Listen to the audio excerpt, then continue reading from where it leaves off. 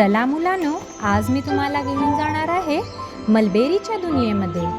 तुम्हाला प्रश्न पडला असेल, मलबेरी म्हणजे काय? ते आपण जाणून घेऊया कवितेच्या शेवटी. चला तर सुरुवात करूया आपल्या कवितेला, ज्याचे नाव आहे द मलबेरी बुश.